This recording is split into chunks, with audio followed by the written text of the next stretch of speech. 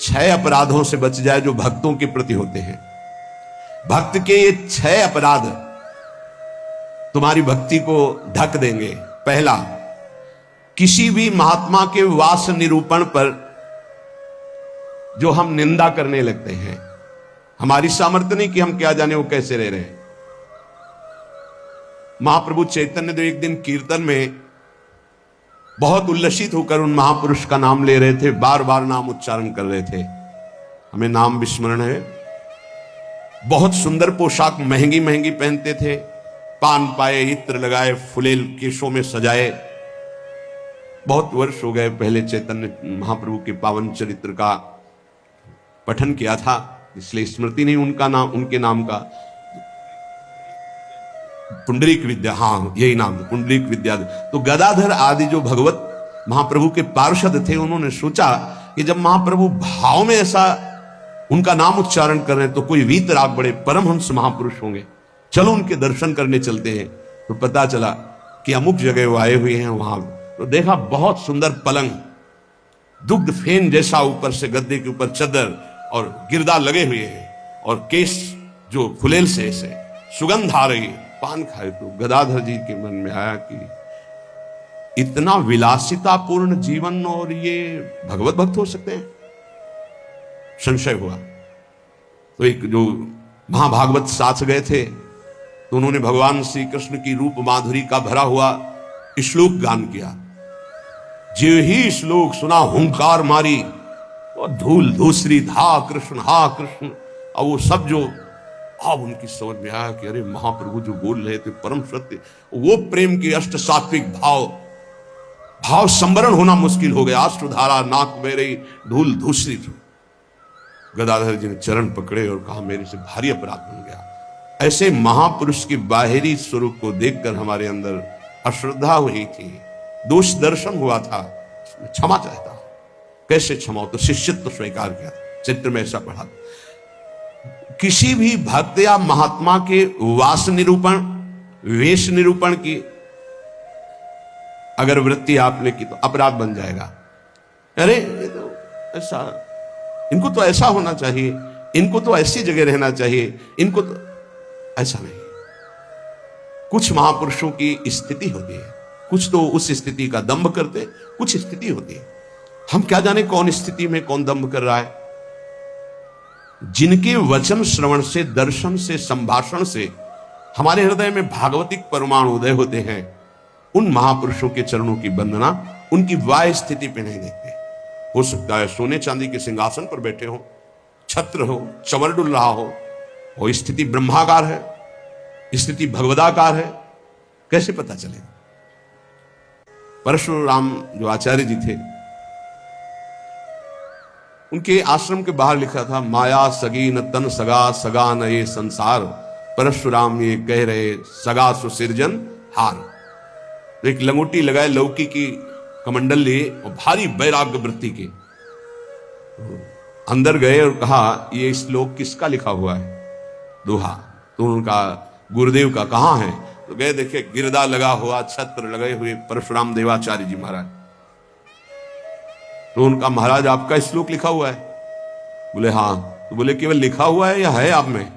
क्योंकि उनको गर्व था कि मैं लंगोटी लगाए लौकी का, और ये तो वैभव संपन्न महात्मा है। तो बोले लिखा है माया सगी न तन सगा, सगा न ये संसार। आपने कहा सगा जो सृजनहार, हम तो सब माया ही देख रहे हैं। उनका आपका इशारा क्या है? बोले जब सृजनहार सगा है तो फिर माया क्या? बोले चलो आपने समझा दिया, बड़ी कृपा, चल दिए। बोले कहां चल दिए? बोले जहां ले चलो आप। स्थिति प्रज्ञ महापुरुष थे। चल, जब 10-12 किलोमीटर चले तो बोले भिक्षा का हमारे समय हो रहा। तो बोले परशुराम देवाचार्य ने आज तक कभी हाथ नहीं फैलाया, आकाश वृत्ति पे हम रहते हैं, प्रियालाल जैसी व्यवस्था करते हैं उसके अनुसार रहते हैं। बोले हम तो भिक्षा वृत्ति से रहते। बोले जाओ मांगने। बोले आपके लिए भी ले आवे, कभी किसी का सहयोग नहीं चाहा, केवल सीधे प्रियालाल से आप अपने लिए लाइए और पाइए, और जहां आपकी इच्छा वहां ले चलिए। वो गए भिक्षा लेने, वो जंगल के एक जगह बैठे हुए थे, तो वहां से राजा की सवारी निकली। देखा परशुराम देवाचार्य उतरे, साष्टांग दंडवत। महाराज यहाँ कैसे? प्रभु की इच्छा। बड़े सौभाग्य कि हम तो भगवान की असीम कृपा मानते हैं कि आपके दर्शन, हमारी इच्छा है कि हम कुछ राजभोग तैयार करवाते हैं। जैसी हरि की इच्छा। देर न लगी, वहां रसोईया लग गए, कढ़ाइयां। महाराज अगर यहां विश्राम करें, बस इशारा हो जाए तो जैसी हरि इच्छा, खुदाई शुरू, आश्रम निर्माण की नींव के लिए खुदाई शुरू, कढ़ाई चढ़ गई, बनना शुरू हो गया। वो संत आए 1 घंटे बाद, वहां देखा, बोले यहां क्या हो रहा है? बोले यहां आश्रम बनेगा, ये रसोई बन रही। उनका महाराज ये क्या लीला है? तो बोले तुम जिस वैराग्य के अहम वृत्ति को धारण किए हो, उस अहम वृत्ति का त्याग करो। वैराग्य का तात्पर्य होता है राग रहित, स्पृहा रहित होना। वो चाहे असंख्यों के वैभव में बैठा है, लेकिन राग और स्पृहा रहित है। अगर एक लंगोटी का भी राग है, लौकी के कमंडल का भी राग है, शरीर का भी राग है, वो रागी है, वो वीत रागी नहीं है। वीत राग की स्थिति को समझना बड़ा कठिन। दत्तात्रेय जी महाराज से यही पूछा कि आप कोई कर्म नहीं करते, कर्म ना करने वाले को विषय नहीं मिलता, और विषय सेवन ना करने से ऐसा स्वास्थ्य कैसे हो सकता है आपका? तो उनका मैं अखंड प्रसन्न रहता हूं, इसलिए ये भोगों से स्वस्थ नहीं हूं, मैं अखंड प्रसन्नता को प्राप्त। कभी राजमहलों के राजसैयाओं पे शयन करता हूं, तो कभी राख की ढेर पर शयन करता हूं, कभी बड़े बड़े राजाओं से सम्मानित होता हूं, तो कभी फुटपाथ में लेटकर अपमान को भी प्राप्त करता हूं। मुझे न सम्मान न अपमान किसी का प्रभाव नहीं। इसलिए किसकी क्या स्थिति कैसे जाना जा सकता है? तो हम किसी का वास निरूपण आदि, वेश निरूपण आदि करके किसी की निंदा करेंगे तो पता नहीं कितना महाभागवत है, हमसे अपराध बन जाए। दूसरा ज्ञान निरूपण। कुछ संत भगवान ऐसे होते हैं जो कुछ नहीं बोलते। अरे इनको कोई ज्ञान तो है नहीं, कुछ बोलना तो आता, क्या बोलना ही कोई साधुता है क्या? पता नहीं उसकी कितनी ऊंची स्थिति है, कैसे कोई जानेगा? इसलिए किसी संत के रूप में विराजमान जो भगवान हैं, उनके ज्ञान निरूपण करके निंदा न करें। इनको कुछ नहीं आता। आजकल यही है, केवल बुद्धि की तरह से देखा जाता है। अरे तो बोल नहीं पाते हैं। वो तो महापुरुषों की स्थिति को जानना कोई महापुरुष ही जान सकता है, दूसरा नहीं जान सकता। इसलिए ये अपराध न करे कभी कि किसी के संत के ना बोलने से ये समझ जाए कि अरे इनको कोई ज्ञान नहीं है। भला ये क्या जाने शास्त्र की बातें, पढ़े लिखे तो लगते नहीं हैं। पढ़ा लिखा होना भी बहुत सौभाग्य का विषय है और कहीं कहीं दुर्भाग्य का विषय है। तो एक आए थे, इतने कागज में उनकी डिग्रियां केवल उनके शिष्यों ने भेजी थी कि हमारे गुरुजी दर्शन करने आ रहे हैं। तिरुपति बालाजी से विद्वता की मूर्ति, साष्टांग दंडवत और क्या क्या भगवत प्रसादी। वो ऐसे लग रहे थे कि एक शब्द नहीं आता।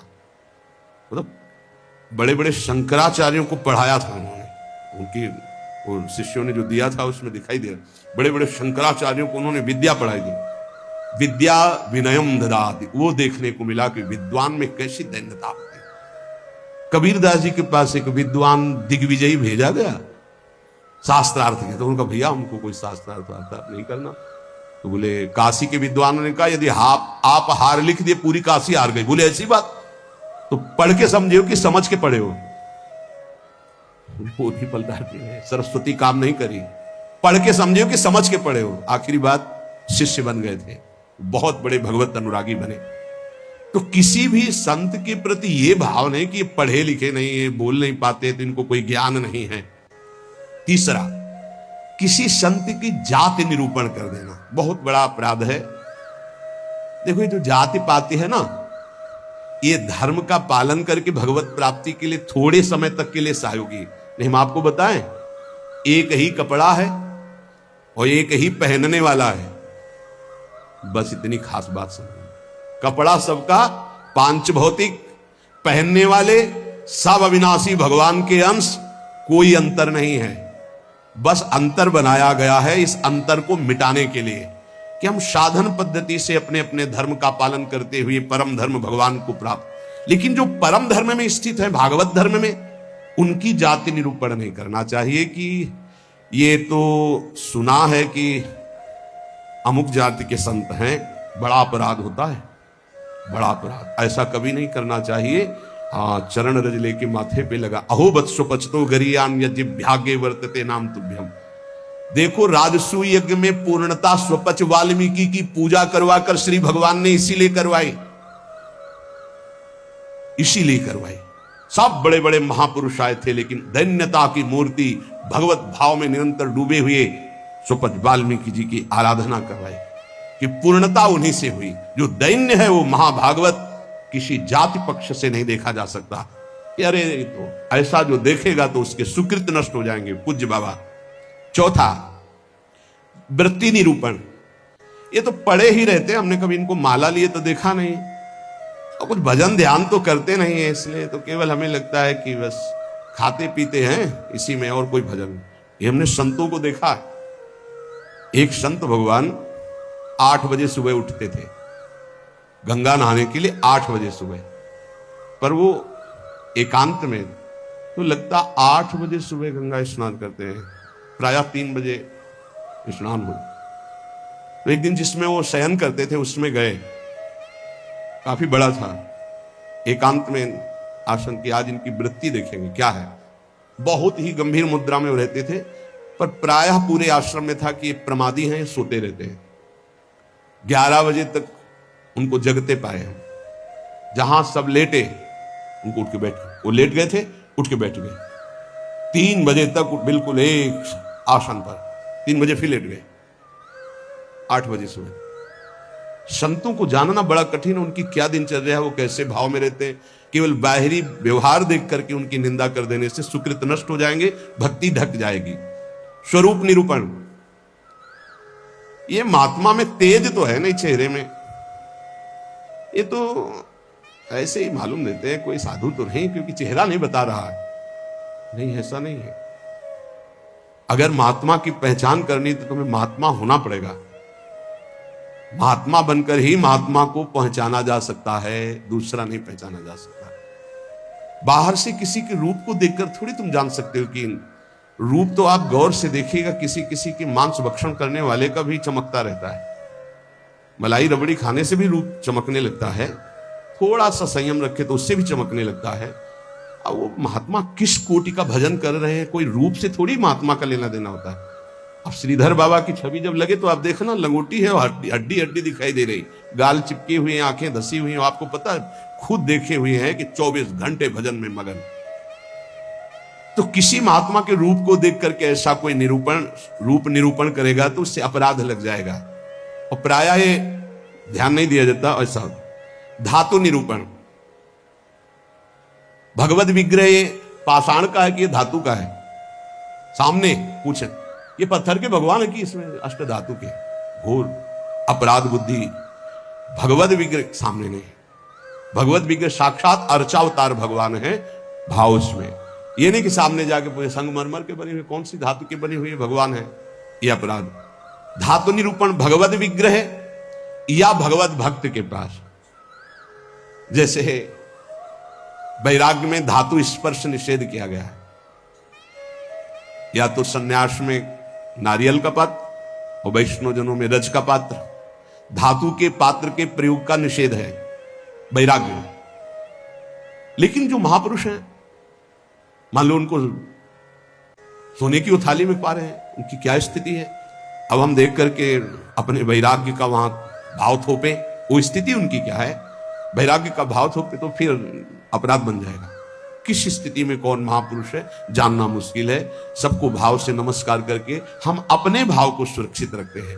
तो वास निरूपण, ज्ञान निरूपण, जाति निरूपण, वृत्ति निरूपण, स्वरूप निरूपण, धातु निरूपण। वृत्ति निरूपण में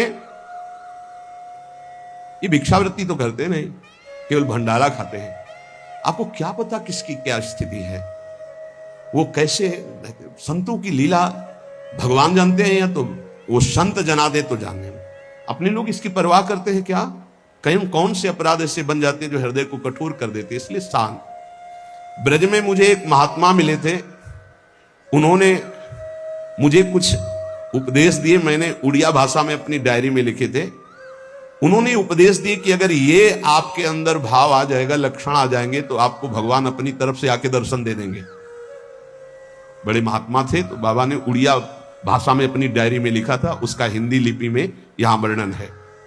पहला, भजन करते हुए अपने को सबसे दीन मानना। अपने आप भगवत साक्षात्कार हो जाएगा। भजन करते हुए अपने को सबसे दीन मानना, इससे कोई अपराध ही नहीं बनेगा, कोई अपराध नहीं बनेगा, लिख लेना चाहिए। भजन करते हुए साधक को अपने को सबसे दीन मानना, सबसे आदेश त्रणादपि सुनिचेन। दूसरा, किसी से भी कपट पूर्वक वार्ता व्यवहार ना करना। निष्कपट व्यवहार करने में क्या जाता है? अपने भगवत मार्ग के पति के, चाहे गृहस्थी हो चाहे विरक्ति हो। कपट का मतलब होता है अंदर कुछ और है, बाहर आप कुछ और दिखा रहे हैं। ये नहीं होना चाहिए। जो अंदर वो सीधे बाहर, जो बाहर बोल रहे हैं वही आपके अंदर चलना चाहिए। मोहि कपट छल छिद्र न भावा, भगवान कहते हैं। तो कैसे दर्शन दे देंगे आप कपट पूर्वक व्यवहार करते हैं? निष्कपट व्यवहार, कपट पूर्वक व्यवहार ना करना, ये दूसरा। तीसरा, अपनी जिह्वा से कभी असत्य भाषण ना बोलना। इसका बहुत नारायण स्वामी जी ने भी इस पर बहुत जोर दिया था कि जिस जिह्वा से नाम जप करके झूठ नहीं बोलना चाहिए, तभी नाम सिद्ध होगा। नाम तभी सिद्ध होगा। नाम सिद्ध होने का तात्पर्य बिना प्रयास के चले। ये सत्य भाषण भगवत स्वरूप है। सत्य बोलने से बढ़कर कोई पुण्य नहीं संसार में, और झूठ बोलने से बढ़कर पाप नहीं। असत्य सम पातक पुंजा। चौथा, जो तुम्हारे सामने आवे और तुमसे बात करे या दृश्य दिखाई दे, उसे तत्काल पहले मन से प्रणाम करो। बिना प्रयास के भगवत साक्षात्कार हो जाएगा। चराचर जगत में जो तुम्हारे सामने, जैसे कोई व्यक्ति आया तो राधा वल्लभ लाल आपकी जय हो, अंदर से मेरे प्रभु, अब बात करो। कोई भी कुछ भी, पहले प्रभु, ये वस्तु पहले नहीं थी, प्रभु थे, और ये बाद में नहीं रहेगी, प्रभु ही रहेंगे। तो वर्तमान में हम वस्तु के अंतर्गत प्रभु को देखते हैं। पांचवा, ना मेरा तन है, ना मेरा मन है, ना मेरा धन है, ना मेरे प्राण है, ये मैंने सब कुछ प्रभु को समर्पित कर दिया। धैर्य पूर्वक देखिए। अब आपको क्या चिंता रह गई? जब तन प्रभु को दे दिया, मन प्रभु को दे दिया, अपना सर्वस्व प्रभु को दे दिया, तो बोले इसका फल क्या मिलेगा? ये यथा माम प्रपद्यन्ते तास्ततै भजाम्यहम्। प्रभु अपना सर्वस्व आपको दे देंगे, अनुभव में आ जाएगा। प्रभु अपने आप को दे देंगे। अति उदार, करुणा वरुणालय प्रभु। अगर आप थोड़ा सा भी अपनापन करेंगे तो उनका थोड़ा सा अपनापन बहुत बड़ा होता है। अपने तन मन धन सर्वस्व पर अपना अधिकार न करके अपने प्रभु का अधिकार। छठवां, एकमात्र पूर्ण श्रद्धा अपने आराध्य देव में, मेरी लाडली, मेरे प्रियालाल। सातवां, सदैव पराधीन रहना। अगर गुरुदेव के अधीन हो, इष्ट देव के अधीन हो, तो माया तुम्हें अधीन नहीं कर पाएगी। अगर इष्ट देव और गुरुदेव की अधीनता स्वीकार नहीं करोगे तो माया अधीन कर लेगी। हमेशा अपने को पराधीन देखना कि मैं स्वतंत्र नहीं हूं। ये तन मन प्राण इष्ट देव गुरुदेव को समर्पित है। मैं वही करूंगा जो आज्ञा कर रहे हैं, उनके विपरीत नहीं कर सकता। अब आप देखो, विपरीत करते हो कि आपको याद आता है कि मेरा शरीर गुरुदेव की धरोहर है, मैं इसके द्वारा कोई अनाचार दुराचार कोई गलत चेष्टा, मेरा मन गुरुदेव की धरोहर है, इष्ट देव की धरोहर, इससे हम गलत चिंतन नहीं कर सकते। मेरा धन गुरुदेव की धरोहर, इससे हम गलत व्यवहार नहीं कर सकते। मेरे प्राण गुरुदेव को समर्पित, इसलिए हर श्वास मंत्र जपेंगे, बिना बुलाए भगवान दर्शन दे जाएंगे। आठवां, आराध्य देव के सिवा अपना कोई नहीं है, ये हृदय में बैठा लेना। अपने वास्तविक है तो आराध्य देव ही अपने हैं। नवा, अपने आराध्य देव के अनन्य चिंतन के सिवा और कोई चिंतन ना होने पावे। दसवां, अपने आराध्य देव से जो गुरुदेव ने संबंध दिया है, हर समय उसकी स्मृति रहना। क्या रहती है स्मृति? मैं श्री जी की सखी हूं, दासी हूं, उनकी परिचर्या में हमारा जीवन समर्पित है, मैं उनकी दासी हूं। कभी सोचते हो आप? सोचो, तुम्हारा संबंध हो चुका है। कोई ऐसे नहीं कि तुम्हें केवल सोचना ही है, तुम्हारा संबंध हो चुका है। तुम्हारा पाणी ग्रहण हो चुका है। श्री जी ने तुम्हारे पाणी को स्वीकार कर लिया, ग्रहण कर लिया है। उसके साक्षी हैं गुरुदेव। गुरुदेव ने पाणी ग्रहण कराया है, प्रिया प्रीतम को हमारा हाथ पकड़ा दिया है। हम अपने संबंध, दसवां है, अपने संबंध को हर समय अपनी स्मृति, मैं प्रियालाल की हूं, मैं प्रियालाल की हूं, मैं प्रिय सखी हूं लाडली जू की। ये 10 भाव रखो। अब जैसे हमारे अपना भाव बताया, तो जो दास है वो दास भाव को देखे, जो सखा है वो सखा भाव को देखे, जो गोपी गोपी भाव को देखे। अपने स्वरूप को संबंध से चिंतन करना। हमारा स्वरूप क्या है? सहचरी बपू, मैं श्री जी की निज दासी हूं। कई बार दिन में आता है आप लोगों के, कितनी बार सोचते हैं हम, जबकि यहां हर चेष्टा करते हुए उसी भाव में रहना है। अगर ये 10 भाव हृदय में आ गए तो कह रहे हैं किसी भी तीर्थ में जाओ या ना जाओ, कोई और साधन करो ना करो, तुम्हें भगवत साक्षात्कार हो जाएगा। पहला फिर सुन लीजिए, अपने को भजन करते हुए सबसे दीन मानना, किसी के साथ भी कपट का व्यवहार ना रखना, सदैव सत्य भाषण बोलना, चराचर जगत का कोई भी वस्तु व्यक्ति सामने आवे अपने प्रभु का भाव करना, अपने तन मन धन प्राण सर्वस्व को अर्पण कर देना, मेरा अधिकार नहीं, नाथ सकल संपदा तुम्हारी, मैं सेवक समेत सुतनारी। अर्पण का मतलब ये होता है भाव। छठवां, अपने आराध्य देव में ही पूर्ण श्रद्धा समर्पित हो जाना। सातवां, पराधीन रहना इष्ट के गुरुदेव के। आठवां, आराध्य देव के ही अनन्य चिंतन में लगना, आराध्य देव के सिवा कहीं अपनापन न होना। नवां, चिंतन करते करते तन्मय स्थिति आ जाए तब उसे सही माने में चिंतन कहा जाता है। सामने ललित त्रिभंगी लालजू और प्रियाजू की बाह श्री लालजू के गले में है। मनोमृणाल भूषण भूषित भुज श्यामंश पर दिखाई दे रहा है। अब हमारा चिंतन चल रहा है, गाढ़ चिंतन, युगल सरकार चिंतन, इसे कहते हैं अनन्य चिंतन। अभी आंख खोले हुए भी वही है, मूंदे हुए भी वही है, सेवा करते हुए भी वही है, एकांत में बैठते हुए कहां हो, जरा देखो स्थिति कहां है। यदि आप किसी भी तीर्थ का अवगाहन करते हुए 10 बातें आप में नहीं हैं तो उसका फल आप ग्रहण नहीं कर पाएंगे, क्योंकि अपराध कोई ना कोई बन जाएगा। हम आपसे सत्य कहते हैं कि कल्याण आपके चिंतन से होगा, इन बातों को स्वीकार करने से होगा, भागने से नहीं होगा कि हम यहां चले जाएं, हम वहां चले जाएं तो कल्याण हो जाएगा। अगर आपका आंतरिक चिंतन इन बातों में है तो आपके अंदर वो सामर्थ्य जागृत हो जाएगी कि आप प्रभु को देख सकते हैं। इसलिए जो सत्संग है उसे बार बार सुना जाए, उसका मनन किया जाए और अपने हृदय में धारण किया जाए तो हमारा इसी जन्म में अंतिम जन्म माना जाएगा और भगवत साक्षात्कार हो जाएगा। जहां तक गुरु कृपा से प्रयास है, कथन श्रवण करके यही प्रयास है कि संसार की असत वृत्तियां छूटें और भगवत प्राप्ति हो जाए। हमें भी, आप सबको भी। जिनको ये नहीं चाहिए तो भूल मत करना, यहां कुछ लाभ नहीं मिल पाएगा, यहां नहीं मिल पाएगा। यहां लाभ अगर मिल पाना है तो एकमात्र अध्यात्म का लाभ मिल सकता है। यहां कोई आशीर्वाद, ये भीड़ लगाना कि हम कोई जादूगर हैं, कुछ चमत्कार कर देंगे, तो बिल्कुल कुछ नहीं होने वाला। हम तुम्हें हाथ उठा कहते हैं, हो जाए तुक्का लग जाए तो तुम्हारे पुण्य, पक्की बात समझ लो। तुक्का लग जाए कि आप कामना करके आए, कामना की पूर्ति हो गई तो आपके पुण्य, हमारा कोई उसमें लेस मात्र भी सहयोग नहीं है।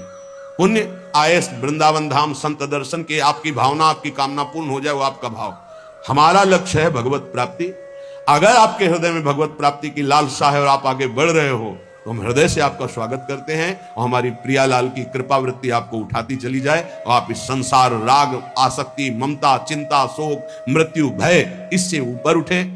बस हमारी आशा यही है। जो प्रयास है सत्संग का या एकांतिक का, उसका फल केवल यही, भगवत संबंध दृढ़ हो जाए, भगवत प्राप्ति हो जाए। और जिसको ये लक्ष्य नहीं है तो हमें लगता है कि समय बर्बाद ना करे, दूसरी जगह खोज ले जहां उसकी मनोकामनाएं पूर्ण होंगी। यहां नहीं हो सकती। बिल्कुल समझ लीजिए, यहां कामनाओं का नाश होता है, कामनाओं की पूर्णता नहीं। यहां कामनाओं की निवृत्ति होती, कामनाओं की पूर्ति नहीं। यहां यदि हम कामनाओं की पूर्ति की भावना लेकर के आएंगे तो शायद है कि तुम्हें असंतोष हो जाए, बिल्कुल पक्की बात समझो। और कामनाएं अगर पूर्ण होती हैं तो वो कोई खास बात नहीं है। जन्म जन्म से सब कामनाएं भोगते चले आ रहे हैं। एक कामना जागृत हो जाए कि मुझे भगवान की प्राप्ति करनी है, तो हमारा सत्संग सार्थक, हमारा एकांतिक सार्थक, हमारा जीवन सार्थक। इस संसार का नाम मृत्युलोक है, यहां सबको मरना है। सीधी बात सुनो, मरना है, आज नहीं तो कल, कल नहीं तो परसों, चाहे बीते बरसों, अंतिम परिणाम शरीर छूटना है।